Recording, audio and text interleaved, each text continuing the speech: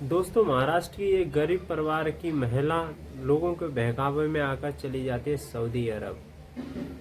Saudi अरब जाने के बाद उसके साथ क्या क्या हुआ, जानते हैं इस पूरी कहानी में। नमस्कार, आदाब, सत श्री अकाल। मैं विजय सोनी और आप देख रहे हैं हमारे प्रिय यूट्यूब चैनल। अभी तक इस वीडियो को लाइक नहीं किया है तो लाइक कर दीजिए और चैनल को सब्सक्राइब कर दीजिए। दोस्तों, जो महिला होती है महाराष्ट्र के पुणे डिस्ट्रिक्ट के अंतर्गत आने वाली एक छोटा सा मोहल्ला पड़ता है, उसका नाम होता है अस्पाक। अस्पाक एक ब्यूटी पार्लर पर काम करती थी, जहाँ पर उसे 3 महीने के 10,000 मिलते, अर्थात 1 महीने के 3,000 पगार मिलती थी। उसी बीच एक एजेंट मिलता है और कहती है आपको कितने पैसे मिलते हैं। वो कहती है मुझे 3,000। कि आपको पता है कि सऊदी अरब में आपको 90,000 मिलेंगे।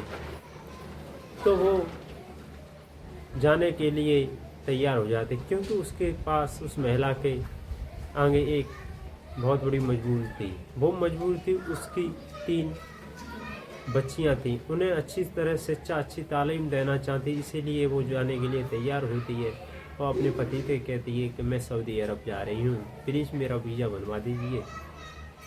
तो वो एजेंट कहता है वीज़े की कोई ज़रूरत नहीं, वो हम पे छोड़ दिए, हम जैसे भी ले जाएंगे वैसे आपको ले जाएंगे।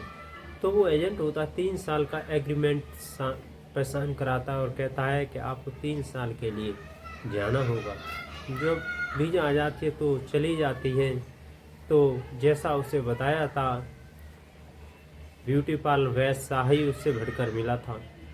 दोस्तों, जब वहाँ जाके जैसे ही वो अपनी सर्विस देने लगती है, कुछ दिनों के बाद करती रहती है, तो वहाँ के जो महिला ही उनके चेहरे उदास और मासूम उससे पड़ते हैं। तो कहती हैं ये बेचारी अलग अलग जगह से आई हैं, बेसहारा औरतें हैं, पता नहीं ये कैसे कैसे आई होंगी। तो दोस्तों, ये जो महिलाएं अलग अलग कंट्री से होती हैं और ये सारी महिलाएं एशिया की होती हैं। जब उस महिला से, जो इंडिया की है, उस महिला से कहा जाता है कि तुम्हें होम सर्विस के लिए जाना होगा, तो वो कहती है, समझ नहीं पाती है और बोलती है होम सर्विस क्या होती है, मुझे इसके बारे में कुछ पता नहीं है। तो कहती है तुम जाओ, आपको के औजार ले जाने हैं मुझे। कि नहीं, वहाँ पर उनके सब औजार होते हैं। इस होम सर्विस में उन व्यक्तियों को घर पर ही सर्विस देनी होती है जो आप भली भांति दे सकती हो। जब वहाँ कि ठीक है मैं चली जाऊँगी, मैंने सोच रही थी वो महिला कि मैंने सुना है कि सऊदी के लोग बहुत अमीर होते हैं। जैसे ही वो तैयार होकर बाहर निकलती है तो एक चमचमाती हुई गाड़ी उसके सामने, गेट के सामने खड़ी होती है। जैसे ही उसमें बैठ जाती है तो वो वहाँ पर ही बैठ जाती है। तो वो जिस स्थान पर जाना है तो वहाँ देखती है कि बहुत बड़ी बिल्डिंग होती है, बहुत बड़ी बिल्डिंग होती है। उस बिल्डिंग में जैसे ही वो प्रवेश करती है तो उसे नज़र पड़ता है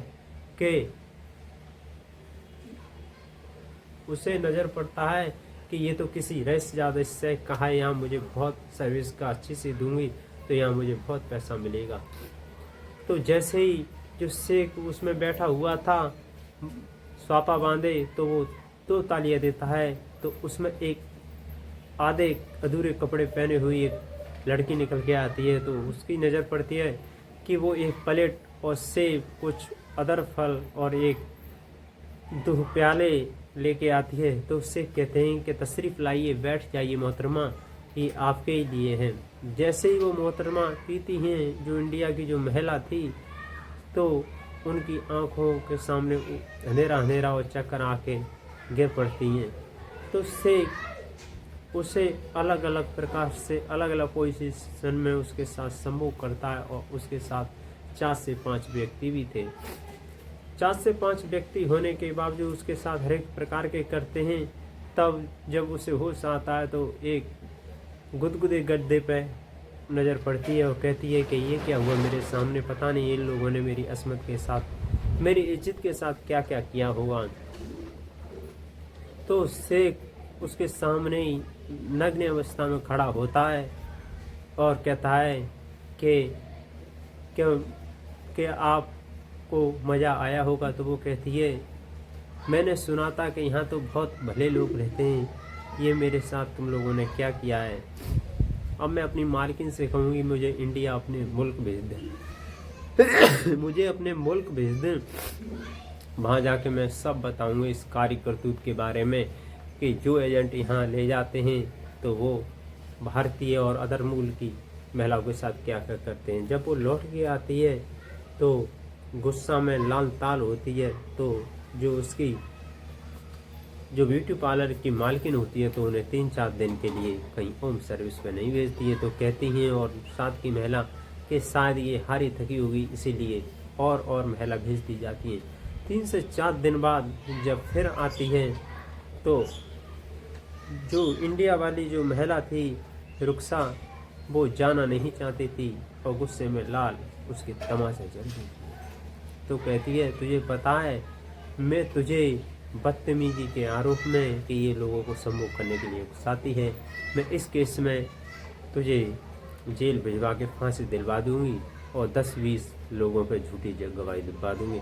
अब वो बेचारी बेसहारा औरत करे भी तो क्या करे, क्योंकि उसके जो पति ने जो साइन किए थे वो 3 साल के एग्रीमेंट किया था। 3 साल का एग्रीमेंट किया था और तो बेचारी बेसहारा कहीं की नहीं रही, ना कहीं जा सकती है ना कहीं आ सकती है। दोस्तों फिर जाती है तो फिर वही तरीके से गाड़ी आती है, उसे बैठा के चली जाती है। अब उसकी जो सर्विस थी एक बहुत ही शेख के पैसे वाले अय्याज शेख के घर में थी। जैसे ही घुसती है तो उसमें लॉबी को पार करते हुए तो उसकी जो आंखें होती हैं रुखसार की वो चकाचौंध हो जाती हैं और देखती हैं कि यहाँ सब वही सब करना पड़ेगा जो पिछली दफ़ा हमने किया था। पिछली दफ़ा हमने किया था वही सारा कृत्य करना पड़ेगा। उसके पास शरबत आता, पिलाया जाता बेहोशी की अवस्था में। 1 से 7 लोग उसको टूट पड़ते हैं। जब तक वे नहीं होश संभालती है तब तक उसके सामने अनेकों प्रकार के मिलजुल के उन्होंने उसके साथ संभोग करते हैं। इससे बताने में भी मुझे शर्म आ रही है दोस्तों कि पता नहीं लाचार महिलाओं के साथ ये लोग कैसे करते हैं।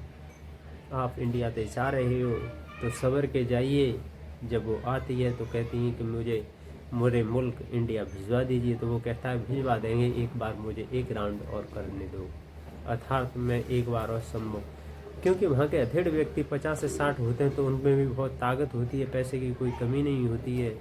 ये सब करते हैं तब उसके बाद वीज़ा दे दिया जाता है, इंडिया आ जाती है।